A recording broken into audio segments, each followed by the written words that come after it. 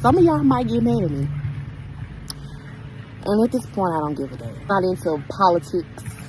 I'm not into all of that extra stuff that people be losing their life over. I ain't into all that. We human. Whatever. But I will say thank you to Trump for bringing these National Guards and doing what they're doing down here in Memphis right now. You know, for the first time in 5 years. I've been in my home for 5 years. And for the first time, my kids have been able to play in the backyard and be able to do it comfortably. I haven't heard a gunshot in 2 weeks. I haven't seen strange people walk up and down the street. Just a few weeks ago, I had somebody walk on the side of my house. None of that action's going on. I haven't seen no young YNs at the store posted. I haven't seen an infinity fly past me in weeks. I'm sitting on my porch right now, and I'm watching kids outside playing. People outside walking with their kids, stuff I ain't never seen before living in my neighborhood. But all because we feel safe in this environment, unfortunately because of the things that are happening here in the city. I hate it had to be this way, but I'm happy. I'm happy. Honestly, I truly feel that this is just a band-aid to the problem. I don't think this is going to completely fix everything. But to have a moment of peace, just thank you, Jesus. What's going on, everybody? Appreciate you guys pulling up. Hey, God bless the people down there in Memphis, because they are getting an opportunity to see what life is supposed to really be like. Your kids should be able to go out and play in your neighborhood. The kids should be able to ride bikes up and down the street without fear of a stray bullet. You should be able to sleep at night and not worry about, gunshots ringing throughout the night. This is America. This isn't some third world, war-torn nation. And it's sad because it sounds like there's a lot of people out there in Memphis that have been suffering from some form of PTSD. And it feels like, and it sounds like they've been living, in a worn-torn area for quite some time. And I'm glad that people get a chance to see it. They're appreciative and they're vocalizing it. I got some additional clips to share. Like, share, subscribe to the channel. Let's keep going, man. All jokes aside, Trump, I just want to let you know, man, I got to stand with you. You sent them people here and they cleaned up our streets. I'm talking about they cleaned them good. I don't see a YN nowhere doing nothing. I don't hear no gunshots. I don't hear no cars burning rubber. I don't hear none of that, Trump. I'm talking about y'all took 600 criminals off the street. Y'all got 191 guns off the streets. Y'all got 50,000 in narcotics off the streets. Man, if I ever said anything crazy about Trump, I take it back. But one thing I can say, I don't know what the hell MPD been around here doing. For y'all to come here and make 600 arrests, goddamn Memphis, y'all really looking bad. That chief that we hired out of Nashville, hey, y'all need to get her walking papers. Paul Young, get his ass them walking papers too. Sheriff Bonham, get his ass them walking papers too. All of them got to go. Hey, he's absolutely right there. What in the world has MPD been doing? Seriously, they hadn't been there but a week. They think this is going on week 2. And think about how they've cleaned it up. This is a shame, man. This is a stain on the leadership in Memphis. And I'm glad that the people, like this brother here, the young lady that started the video off, they're starting to see it and they're vocalizing it. They deserve better leadership. And people got to understand that when you are in a position of power, when you're in a position of a leader, your job is to serve the people that put you there. I don't think a lot of these Democrats, and unfortunately, I don't think a lot of politicians in general understand their purpose. Ever since 12 and Trump done came to Memphis, I ain't heard no gunshots at night. Like, none, no switches going off, no ARP, no, bro, not even no nigga just practice shooting in the bushes. Niggas don't need to do that no more. Like, I don't know, these niggas been, hey, I guess they been getting strapped up. What's happening? You don't hear no, and we walk them down, and we, you don't see none of that, hear none of that outside no more. You can't, hey, they putting shit up. All these motherfuckers going to 201 Poplar. I know 201 Poplar deep as fuck. They getting the traffic tickets too, nigga. You going to jail for traffic violations now. Get your ass up in that, what? They getting everybody up in that motherfucker. Hey, switch, fed time. Jail, what? Anything, jail, what, nigga? You breathing jail, nigga? Fuck you talking about, nigga? They getting everybody at, nigga. They coming in your house. They coming in your house, nigga. They breaking your, and I don't know which amendment is. I think it's the third or fourth or one of them. Breaking that, taking it. You know, fuck Warren. We gonna get that. Hey, people are happy that the streets are being cleaned up, man.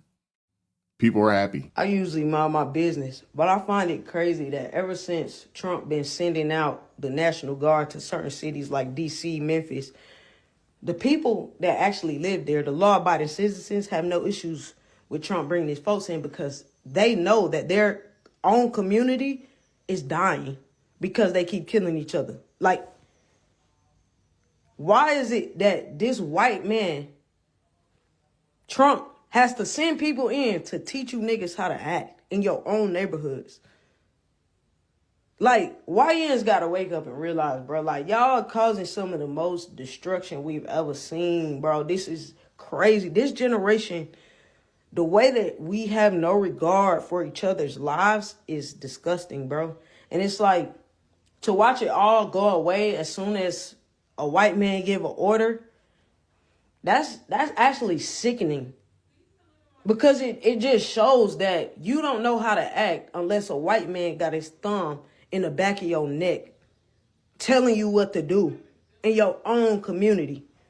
But you can't self-govern yourself and be a law, not even, I wouldn't even say law-abiding. I'll just say an upstanding citizen to where you're not out here taking out your own people. That's the biggest issue. I don't care about people selling. I don't care about nobody selling nothing that people want. Period. How? And why not? These are people, if they're selling illicit substances, those cause lives just as much as the bullets do.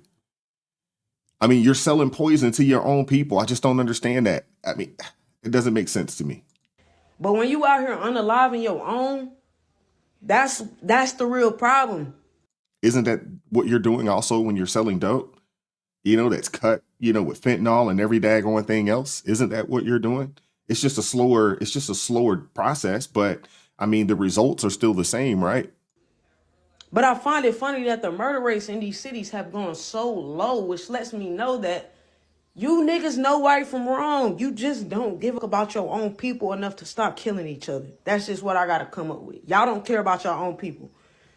Y'all only listen when the white man got his thumb on the back of your neck and his foot in your ass. That's the only time you YNs know how to listen. That's sad. It's sad. It is sad. It's sad that it took the president to say, you know what? We are going to save these people from themselves. It is sad. It's a bad look. And it's also a bad look because most of these places, all of these places are Democrat led, from the police chief to the mayors, to the city council, to the school, to the school board, you name it. It's Democrats in every facet, you know what I'm saying, of the political landscape there. And they don't care. They don't care. You know what I'm saying, about black folks in these communities. They don't care. And they're actually the ones out there protesting to allow it to keep happening. Make that make sense. If y'all in Memphis, Tennessee, you know what I'm saying? And if you out driving, and you ain't got no insurance, boy, they gonna make you get out that car. And they gonna take it. You know what I'm saying? They ain't playing in Memphis. They got the National Guard down there. They got ISIS. They got everybody down there. You know what I'm saying? They catching everybody. They pulling right behind you. They finna read your tags. If you ain't got no insurance, Good. you might well get to walking. Call you a Lyft, call you an Uber. You know what I'm saying? Because it's going down in Memphis, Tennessee. Hey, Trump got them boys out there. Good. Now, they say they were trying to crack down on violence. You know what I'm saying? I don't know what car insurance got to do with cracking down on violence. But I guarantee you, them folks in Memphis still finna be driving illegal. You know what I'm saying? They ain't worried about no insurance. They ain't worried about that. People got to understand that it's the little things that lead to big things. So, hey, if we can catch the people that are riding dirty, if we can catch the people with no insurance, with the drive out tags, if we can catch the people doing simple infractions, it actually helps to eliminate the larger infractions. I don't think people really understand how policing works. And when it comes to people who actually commit the heinous crime of homicide, typically they've been arrested 10 to 12 times for smaller offenses before they get to that point. So when people say, oh, I don't know why, they're pulling people over for speeding, or I don't know why they're pulling people over for tags and this, that, and the third, it's because, it's little things that turn into big things. Yeah. So if we can get you up off the streets, you know what I'm saying, before you actually commit an heinous act by catching you and making you, pay for something small, that's good police work right there. I don't know if y'all saw the video of the woman who lives in Memphis, and it was the first time she was sitting on her front porch with her kids, with her neighbors, and they did not feel, they actually felt safe sitting out there enjoying their porch.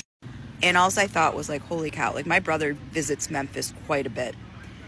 And the last time he went down there, his wife was like, can I come? And he was like, sure, absolutely. But, and they don't have kids or anything, so it's just the two of them.